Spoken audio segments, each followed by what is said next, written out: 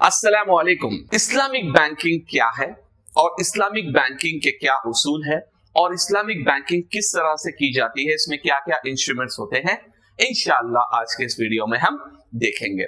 तो सबसे पहले आइए हम देखते हैं कि इस्लामिक बैंकिंग किसे कहते हैं।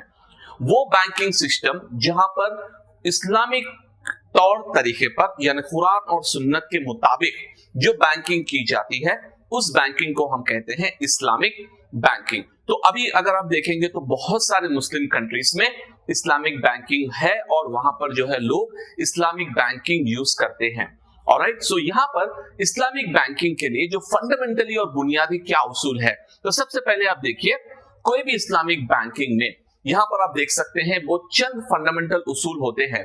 जैसे आप देखिए इस्लामिक बैंकिंग में रिबा, क्योंकि हम जो भी बैंकिंग सिस्टम का हमारा जो प्रॉब्लम है वो है रिबा हम नहीं लेते, ना देते हैं ना लेते हैं, तो वो जो है हम इस्लामिक बैंकिंग में सबसे पहला रूल होता है नो रिबा no usury. And then second option is no gambling, यानी इस तरह का कोई एक्टिविटी बैंक में नहीं कर सकते जो गैम्बलिंग के मुताबिक हो, जो गैम्बलिंग के कंडीशन के जो है मुस्तमिल हो। नंबर 3 नो अनसर्टेनिटी, यानी कोई भी कॉन्ट्रैक्ट जब बनाए, कोई भी कॉन्ट्रैक्ट जब अप्लाई करे तो उसमें सर्टेनिटी होनी चाहिए, किसी किस्म की अनसर्टेनिटी नहीं होना चाहिए।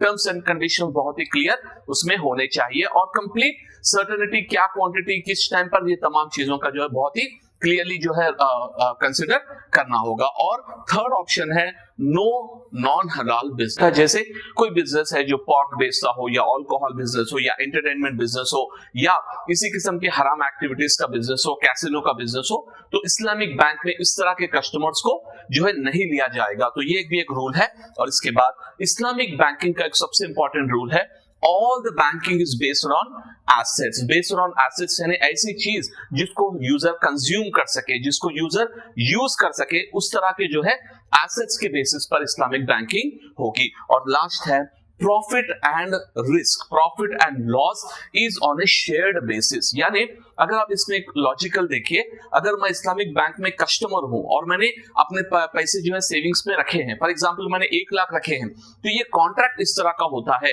कि जो मैंने 1 लाख रुपए दिए हैं इस पे मुझे किसी किस्म का इंटरेस्ट नहीं मिलेगा। हाँ, अलबत्ता ये जो 1 लाख है I am actually investing in the bank, यानी ये पैसा बैंक किसी और कंपनी में इन्वेस्ट कर सकता है। अगर उसका प्रॉफिट होगा तो जितना आपका अमाउंट है उसके बेसिस पे आपको उतना शेयर प्रॉफिट का मिलेगा, अगर लॉस होगा तो उतना शेयर आपको लॉस में मिलेगा। यानी compare to traditional banking, traditional banking में चाहे बैंक का जो पैसा लॉस हो फायदा हो वो फर्क नहीं पड़ेगा, लेकिन वो आपको जो है इंटरेस्ट पे करेंगे हर साल में आपको इंटरेस्ट देंगे। लेकिन इस्लामिक बैंक में इंटरेस्ट का कॉन्सेप्ट नहीं होता। यहाँ पर even for a customer we are shared, यानी हम प्रॉफिट में भी भागीदार है और लॉस में भी हम भागीदार है। तो ये फंडामेंटल जो है उसूल है इस्लामिक बैंकिंग के। अब देखिए इस्लामिक बैंकिंग को करने के लिए बहुत सारे डिफरेंट मेथड्स है, डिफरेंट ऑप्शंस है, वो क्या है इंशाल्लाह हम वन बाय वन देखेंगे। तो यहाँ पर इस्लामिक बैंकिंग को करने के लिए जो मैंने बुक में पढ़ा है, जो रिसर्च किया है, उसके हिसाब से मैं आपको जो फंडामेंटल चीजें इंशाल्लाह यहाँ पर बताऊंगा। तो सबसे पहला जो इस्लामिक बैंकिंग इंस्ट्रूमेंट है इसका नाम है मुदारबा, उसके बाद है मुराबाहा, इसके बाद है मुशारका, देन इजारा एंड इस्तिस्ना एंड सलाम, यानी 6 मेथड्स है। और इसके अलावा भी और भी मेथड्स होते हैं, लेकिन जो मैंने रिसर्च किया, जो मैंने बुक्स में पढ़ा है, उसके हिसाब से आपको मैं बता रहा हूं। तो देखिए ये 6 मेथड्स क्या है, इंशाल्लाह जब मैं इसको क्लैरिफाई करके बताऊंगा तो आपको भी समझ आएगा कि किस तरह बगैर इंटरेस्ट के किस तरह से जो है बैंक भी प्रॉफिट कमाएगा और एज ए यूजर आप भी जो है फायदे में रहेंगे। तो सबसे पहला मेथड जो है हमारा वो है मुदारबा। तो ये मुदारबा किसे कहते हैं, देखिए ये एक इस्लामिक इंस्ट्रूमेंट है, इस्लामिक बैंकिंग का इंस्ट्रूमेंट है, जिसमें होता ये है कि यहां पर आप अगर देखेंगे, सबसे पहले अज्यूम करिए ये एक बिजनेस है या एक इंडिविजुअल है। सपोज मेरा मैं इंस्टीट्यूट चलाता हूं, ठीक है, लेट्स अज्यूम मेरा एक इंस्टीट्यूट है, मेरा ट्रैक रिकॉर्ड 15 साल का ट्रैक रिकॉर्ड है और मैं चाह रहा हूं कि मैं जो है और ऐसे 10 इंस्टीट्यूट्स खोलूं, ठीक है। तो मेरे पास उस 10 इंस्टीट्यूट्स के लिए मेरे पास फंडिंग नहीं है। So now I will go to a bank, मैं एक बैंक पे जाऊंगा, मेरा पूरा ट्रैक रिकॉर्ड बताऊंगा और बैंक में ये कहूंगा कि भाई I have the experience, I have the skills, मुझे जो है इस पर्टिकुलर एक्सपेंशन के लिए मुझे इन्वेस्टमेंट चाहिए। तो अब यहाँ पर बैंक मुझे लोन नहीं देगा, ठीक है, मुझे they will not give me any loan, मेरे हाथ में लोन नहीं देंगे। लेकिन जो मैंने एफर्ट, जो मैंने एक्सपेक्टेशन बताए हैं, जो मैंने प्रेडिक्शंस बताए हैं, उसके बेसिस पर, बेस्ड ऑन वो अपना जो है ड्यू डिलिजेंस करेंगे, रिस्क और एनालिसिस करेंगे कि भाई वाकई में क्या मेरे बिजनेस में वो दम है या नहीं, can I really generate profit और नॉट। वो ड्यू डिलिजेंस करने के बाद में bank will invest the money, bank मेरे कंपनी में इन्वेस्ट करेंगे और मैं एज एन इंडिविजुअल पर्सन मैं इसमें एफर्ट्स लगाऊंगा। हम एक कॉमन सा पार्टनरशिप होती है, देखिए हम एक कहते हैं sleeping partner and working partner. यानी एक बंदा होता है जो इन्वेस्टर होता है, वो पैसे लगा देगा, वो आके जो बिजनेस में काम नहीं करेगा। लेकिन एक बंदा होता है वर्किंग पार्टनर, वो काम करेगा, इन्वेस्टमेंट एक कर रहा है। तो इसी तरह का पार्टनरशिप है मुदारबा, जिसमें बैंक पैसा लगाएगा और आप एफर्ट लगाएंगे। अब इसमें पहले से ये अग्रीमेंट होता है कि जब प्रॉफिट होगा तो कितना प्रॉफिट किसको मिलेगा, कितना शेयर आपको मिलेगा। तो यहां पर इस पर्टिकुलर मेथड में होता है कि बैंक पैसा दे रहा है और आप अपनी मेहनत लगा रहे हैं, आप अपना एफर्ट लगा रहे हैं ताकि वो बिजनेस को ग्रो करे और उससे प्रॉफिट आएगा तो आपको भी फायदा होगा, बैंक को भी फायदा होगा। अगर लॉस हो तो इस कंडीशन में ये होता है कि loss will be bear by the bank only because उसने पैसा लगाया है। लेकिन आपका भी नुकसान ये होगा क्योंकि आपने इतने, अज्यूम कीजिए आपने एक साल मेहनत की और कुछ भी प्रॉफिट ना हो तो आपका एक साल का तो आपकी हार्डवर्क पूरा मेहनत लॉस हो गया, तो आपको भी टेक्निकली लॉस हुआ ही है। तो यहाँ पर the efforts will be put by the person. इस पर्टिकुलर स्कीम को, इस पर्टिकुलर मेथड को कहते हैं मुदारबा। और इसमें जो है एक पार्टी पैसा देगी और एक पार्टी अपनी मेहनत और एफर्ट लगाएगी। उम्मीद है आपको ये कॉन्सेप्ट समझ में आ गया है। चलिए इसके बाद सेकंड मेथड होता है मुराबहा। अब देखिए इसमें एक अलग तरीके का जो है प्रोसेस होगा। अब इसमें अज्यूम कीजिए, मैं एक एग्जांपल के साथ आपको बता रहा हूं। लेट अस अज्यूम ये एक पर्सन है, अज्यूम कीजिए ये मैं हूं और मुझे एक घर खरीदना है। अब ट्रेडिशनल बैंकिंग में क्या होता है दोस्तों, मैं जाके बैंक में अप्लाई करूंगा तो वो मेरा क्रेडिट स्कोर देखेंगे, तमाम चीजें देखेंगे और बोलेंगे हाँ भाई आपको ये लोन अप्रूव हो सकता है। 50 लाख का घर है तो हमारा इंटरेस्ट रेट रहेगा 10-15% और ये वो पूरा आप कैलकुलेट करके आपको मंथली ईएमआई दे देंगे, है ना। लेकिन इस्लामिक बैंक का मेथड ये है जिसको हम कहते हैं मुराबहा। अब यहां पर ये होगा कि ये पर्सन जाएगा, ये घर खरीदना है, अज्यूम कीजिए घर का कॉस्ट है 50 लाख। तो अब मैं जाऊंगा एक बैंक के पास, I will go to the bank और मैं बैंक से बताऊंगा कि भाई ये मेरे डिटेल्स है, ये मेरा क्रेडिट स्कोर है, ये डिटेल्स वो भी देखेंगे, whatever the requirements are there, due diligence वो भी करेंगे। इसके बाद बैंक कहेगा ठीक है हम जो है आप अग्रीमेंट कर लेते हैं and bank will by the house. Bank house को खरीद लेगा, वो जो है वो बैंक जो है घर को खरीदेगा 50 लाख में और जो भी इनके ऊपर जो खर्चा होता है, जो भी होता है वो खरीद लिया, बैंक ने वो घर को खरीद लिया। अब बैंक आपको बताएगा कि हमने इतने में खरीदा, अब हम आपको ये बेचना चाह रहे हैं, किसको, फॉर द पर्सन, कितने में बेचना चाह रहे हैं। तो बैंक क्या करेगा अपनी कैलकुलेशन के हिसाब से वो 50 लाख का जो है अमाउंट वो रखेगा और साथ ही साथ वो अपना प्रॉफिट मार्जिन उसमें ऐड कर लेंगे। तो ये प्रॉफिट मार्जिन ऐड करके बैंक आपको एक अमाउंट देगा, ठीक है। वो आपको जो है अग्री पहले से वो बताते रहेंगे कि भाई कितना रहेगा, तो वो अमाउंट आप अग्री कर लेंगे, हाँ I am okay with it, I am ready to bye.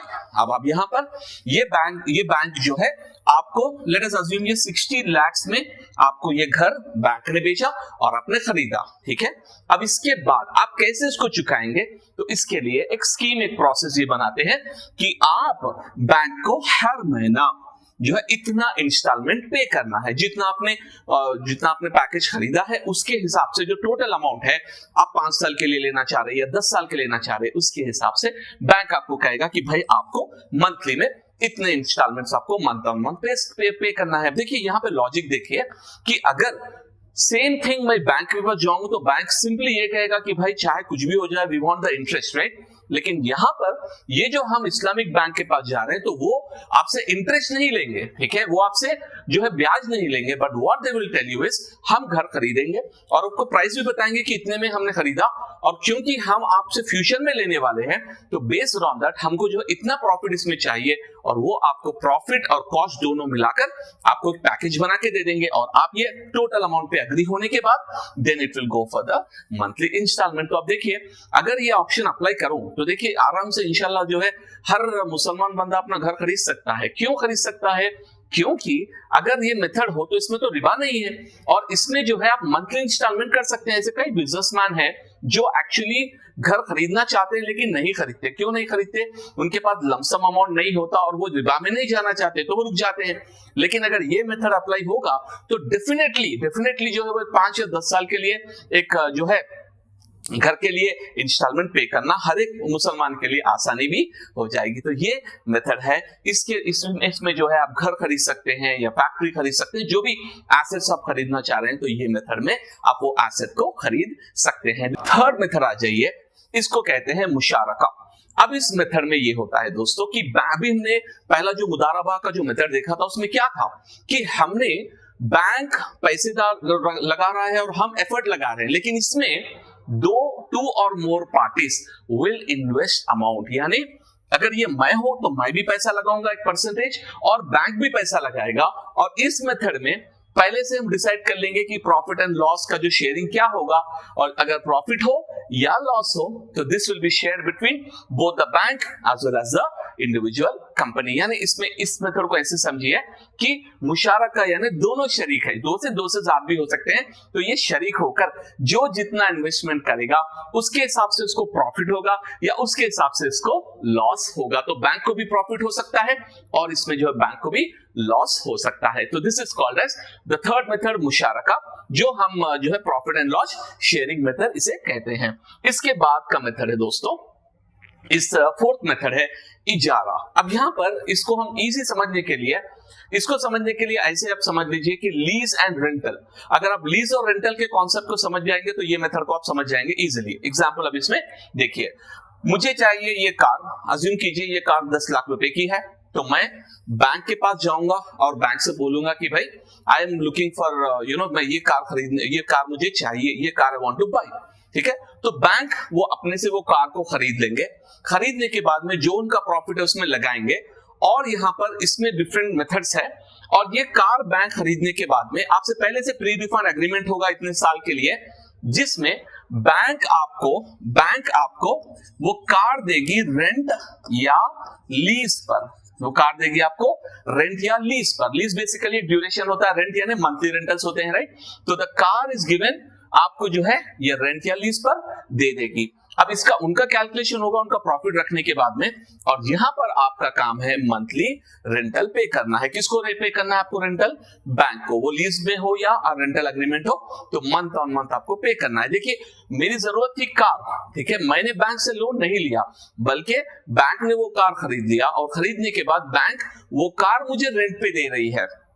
और ये मेथड एक्चुअली इसको लीज भी कहते हैं, जो एक्चुअली नॉन ट्रेडिशनल मेथड में भी ये लीज एग्रीमेंट्स होते हैं, जिसमें बैंक कार आपको खरीदती है, जो आपको कार चाहिए उसमें इसमें ये होता है कि उसमें जो है वो इंटरेस्ट का कंपोनेंट वगैरह ऐड करते हैं, लेकिन बैंक में simply they will take a profit component और उसके बेसिस पर ये वर्क करते हैं। इसमें आपकी जो जिम्मेदारी है कार को अच्छे से देखना, कार की देखभाल करना, ये आपके कुछ जो है रिक्वायरमेंट्स होते हैं, साथ ही साथ बैंक के भी कुछ कंडीशंस उसमें होते हैं। ये मेथड है। और इसमें और एक भी ऑप्शन होता है कि आप सिर्फ रेंटल ले रहे हैं, या इसमें और एक एग्रीमेंट होता है कि इतने स्पेसिफाइड पीरियड के बाद में क्या आपको कार भी वापस आपको खरीदनी है, तो वो भी जो है प्रोसेस होता है, जिसमें एक आप चाहे तो सिर्फ रेंटल में लेंगे, या आप चाहे तो उसको रेंटल के टाइम होने के बाद में आप उसको एक्वायर भी कर सकते हैं, depending on the pre defined agreement. इस मेथड को कहते हैं इजारा।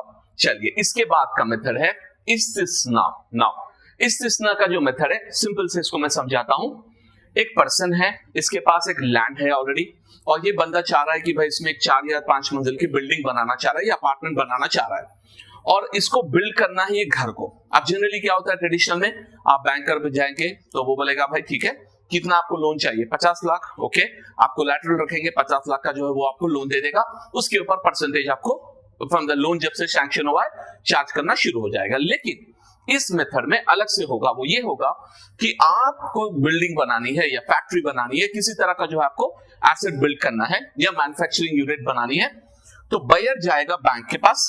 तो बैंक अपने जो है ड्यू डिलिजेंस करके पूरा अपने जो उसके भी पास जो है एक्सपर्ट्स होते हैं, तो उनको लेकर वो तमाम रिक्वायरमेंट्स, आपके प्लान्स, तमाम चीजों को एनालाइज करके वो आपको एक प्राइस देंगे। ठीक है, वो प्राइस एक देंगे जिसमें उनका प्रॉफिट भी जो है उसी में रहेगा।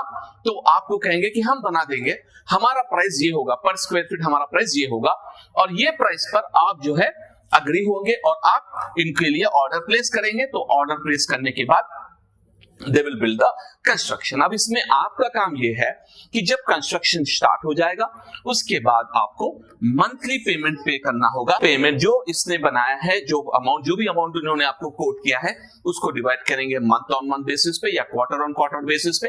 आपको वो पेमेंट मंथली बेसिस पे करना होगा, क्योंकि उन्होंने ऑलरेडी उसमें अपना प्राइस को फिक्स कर लिया है और उसके प्रॉफिट को भी फिक्स कर लिया है। ये इंटरेस्ट रेट का कभी बढ़ रहा है कम कर रहा है उससे कुछ मतलब नहीं है, आपको फिक्स्ड रेट दे दिया जाएगा और उसको आपको मंथली बेसिस पर इंस्टॉलमेंट पे करना होगा। इस मेथड को कहते हैं इस्तिस्ना। इसके बाद लास्ट मेथड है दोस्तों, ये है सलाम। और ये मेथड जो है मोस्टली एग्रीकल्चर इंडस्ट्रीज के लिए, एग्रीकल्चर वगैरह के लिए ज्यादा यूज किया जाता है या मैन्युफैक्चरिंग वगैरह के लिए यूज किया जाता है। वो किस तरह होता है मैं आपको समझाता हूं। सबसे पहले नॉर्मली क्या होता है, ट्रेडिशनल वे में फार्मर को जो है उसका इन्वेस्टमेंट चाहिए। फॉर एग्जांपल वो एक 10 एकड़ पे वो फार्म लगाना चाह रहा है, वो जो है चावल या गेहूं पकाना चाह रहा है, तो होगा क्या कि उसको लोन लेना पड़ेगा, फिर इंटरेस्ट पे करना पड़ेगा, चाहे वो कुछ भी हो जाए वो जो पर्टिकुलर जो है फार्म को। लेकिन जहां पर हमारा जो सलाम मेथड होगा, वो फार्मर जाएगा बैंक के पास और बैंक कहेगा भाई आपका एक्सपेक्टेशन कितना है, यानी आप कितनी जो है जब खेती बाड़ी करेंगे या मैन्युफैक्चरिंग करेंगे, अज्यूम करिए मैन्युफैक्चरिंग, तो ये मैन्युफैक्चरिंग करेंगे तो इसमें कितना क्वांटिटी आएगा। तो बैंक उनको एक प्राइस कोट करेगा, बोलेगा कि भाई ये, उनके पास इसके भी मार्केट एक्सपर्ट्स होते हैं, वो एनालाइज करते हैं इसका फ्यूचर में प्रॉफिट प्राइस क्या रहेगा, उसके हिसाब से आपको एक प्राइस दे देंगे कि भाई आपसे हम ये 1 क्विंटल इतने हम खरीदेंगे, और उसका पैसा वो बैंक एडवांस में इस पर्टिकुलर फार्मर या फार्मिंग कंपनी को दे देगा। देने के बाद में जिस दिन जो स्पेसिफिक डेट और जो स्पेसिफिक क्वांटिटी का हमने पहले डिस्कस किया था, तो वो स्पेसिफिक डेट और क्वांटिटी पे ये कमोडिटी जो है फार्मर को बैंक के पास जमा करवानी होगी। चाहे अगर वो मैन्युफैक्चरिंग हो तो जो कमोडिटी है जो बनाया है उसको यहां पर दे देंगे। तो यहां पर देखिए फार्मर को जो है प्राइस का प्रॉफिट मिलेगा, जो उनको जो प्राइस उन्होंने बेचा है वो उस प्राइस पे बेचेंगे जिसको फार्मर को फायदा होगा। ऐसा नहीं होगा कि भाई फार्मर को लॉस में, नहीं, फार्मर को फायदा होगा। अब जब ये बैंक ये कमोडिटी ले लेगा तो ये कमोडिटी फ्यूचर के रेट पे नहीं बल्कि वो जो पहले एडवांस रेट में डिसाइड की थी उस पे होगा। तो अब ये कमोडिटी बैंक लेकर ये किसी भी कंपनी को ये जो है अपने प्रॉफिट मार्जिन को ऐड करके जो भी प्रॉफिट मार्जिन होगा वो बेचेगा और उसका प्रॉफिट वो ले लेगा। तो उम्मीद है दोस्तों आपको यह समझ में आ गया है। अगर आपको ये वीडियो पसंद आया, ठीक है, आप आखिर तक देखें, थैंक यू वेरी मच। आप लाइक, शेयर और कमेंट कीजिए और हमारे चैनल को जरूर सब्सक्राइब कीजिए। अस्सलाम वालेकुम।